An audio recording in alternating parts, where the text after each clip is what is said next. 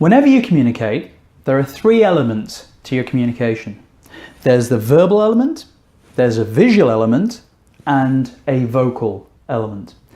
Let's start with the verbal element. Verbal means what you actually say. So under verbal come things like the actual structure that you're using. Are you using a top-down pyramided structure for your presentation? Are you using more of a story flow for your presentation? Also under verbal are the words that you actually use.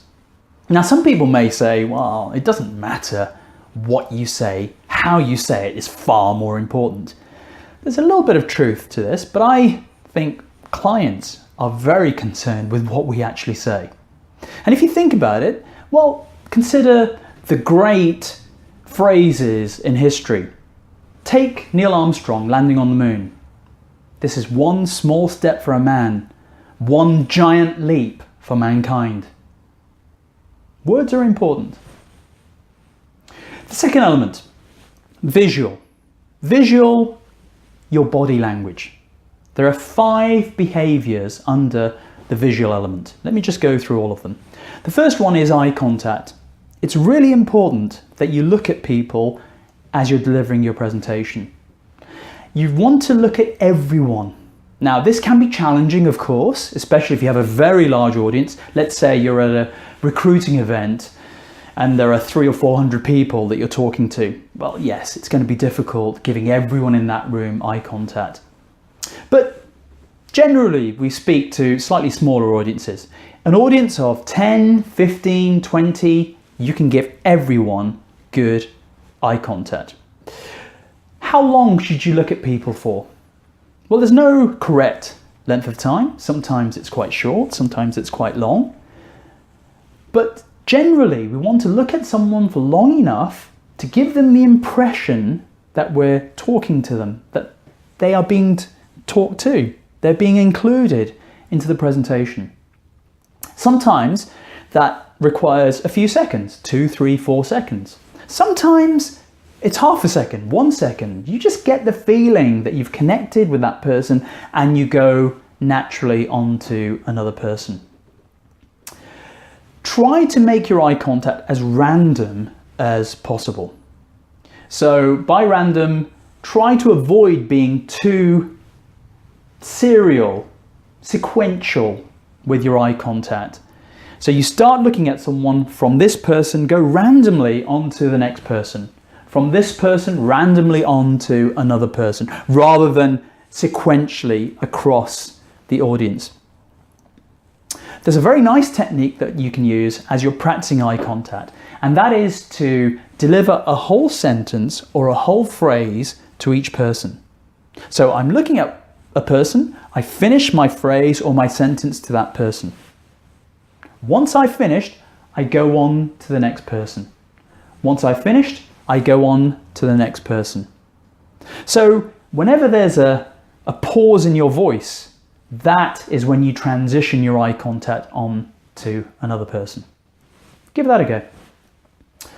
The second behavior under visual, facial expressions. The word that I like to use here is congruent. Do you know what congruent means? It means being aligned. So your facial expressions should be totally aligned with what it is that you're saying. Let me give you a demonstration of non-congruence. I'm talking to a client and I say something like, we've done the analysis and you're bankrupt. This is not going to work, obviously. It's a serious message. I should be showing that in my face. Now, if it's light-hearted, if someone's made a joke in the room, of course, you can lighten up and you can show that in your face as well. The third element, the third behavior under visual, gestures. Now, I tend to make a lot of gestures quite naturally. Some people don't make as many as I make. That's fine. Try to make your gestures as purposeful as possible. Try to avoid doing this, synchronizing your arms with your mouth. This is what I call white noise. It's just too much. And now when you have a real gesture in here, it gets drowned out by all this white noise going on. So try to make your gestures as purposeful as possible. Maybe I'm saying something like, we've seen an explosion in the marketplace. So make a gesture for explosion. Make it big enough to have an impact to your audience. This sort of gesture, we've seen an explosion in the marketplace. This isn't an explosion, this is pathetic. This is explosion. The fourth behavior under visual, posture. Posture is incredibly important. It's important from the audience perspective. They need to see someone standing in front of them who looks in control of him or herself. And your posture will help you to do that. For me, posture is almost like the trunk of a tree. You want to be solid. I love the word gravitas. You know, there are some people who walk into a room, and as soon as they walk into a room, other people gravitate towards them, even if they haven't said anything. These people have gravitas. It's nothing magical, it's just their behavior. They're standing in a straight posture. They're walking with composure, gracefully. These are the sorts of things that help you to project gravitas. Now, don't worry if your posture is nice and straight. Don't worry that it might look too rigid. The way to overcome looking too rigid with a nice, solid posture is to make gestures, is to use your facial expressions, is to give people eye contact. If you do these things, you're not going to look rigid. There's a very nice TED talk by Sir Ken Robinson. Now, Sir Ken Robinson had an ailment when he was younger, which makes it very difficult for him to walk. He comes onto the TED stage. It looks as though there are something like 2,000 people sitting in front of him. And for his 20-minute talk, he doesn't move a millimeter, not 1 millimeter, for the whole 20 minutes. Ken Robinson gets some of the highest ratings of all TED speakers. And for me, it's a great example of you do not have to be running around the stage like a tiger in a cage to have an impact on your audience. There are other things which are far more impactful than constant moving around the stage. Having said that, movement is the fifth behavior under visual. Of course you can move. If it's a large stage and you want to move to one side of the audience, move, that's fine. But move as gracefully as you can and move with purpose. Just don't overdo the movement. So that's the visual. Finally, the vocal. So verbal was what we actually say. Vocal is how we say it. How do we use our vocal cords to deliver what we're saying? There are a few elements under vocal. Let me just go through them. Volume. You need to have enough volume to fill the room as you're talking. This will depend on the size of the room. It will depend on the size of your audience. So adjust your volume to match the room size and the audience size. But more so than that, don't have a constant volume. Use your volume to emphasize key words, key phrases.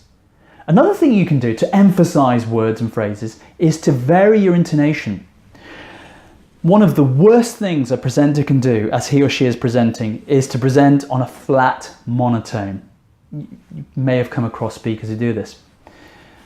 I've got something very exciting to share with you today. It's horrible for an audience. So use your intonation, use your volume to place emphasis on key words and key phrases. Other things you can do. You can vary your speed and your tempo. If there's something complicated that I'm trying to get across to the audience, I'm using my eye contact as a feedback mechanism. I can sense that people are, we call this a furrowed brow. I can see furrowed brows in the audience, that it looks to me as though people are struggling to understand what I'm saying. I slow down. I may stop. I may interact with the audience. Does everyone understand this? And then I make a decision. Do I repeat what I've just said or do I continue? So vary your speed, vary your tempo. Diction. What do we mean by diction? Diction is the clarity with which you speak. Another word for diction is enunciation. To have good diction, generally you need to slow down enough to allow the words to come clearly out of your mouth. Often you'll get signs from the audience that they don't understand what you're saying. So it could be because it's too complicated, but it could be because of bad diction.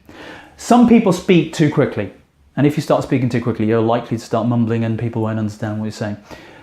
Again, use your eye contact as a mechanism, a feedback mechanism to understand, are people really getting what I'm saying? Just speak slowly enough. Use silences. Silences are excellent for taking a pause and taking a breath before you carry on to the next sentence. So they are the behaviors under the vocal element. Another thing you can do, I've mentioned silences. Use silences strategically. When there's something really important that you want to say, that really needs to be driven into the audience, say what needs to be said, stop talking, but carry on maintaining eye contact and see what happens.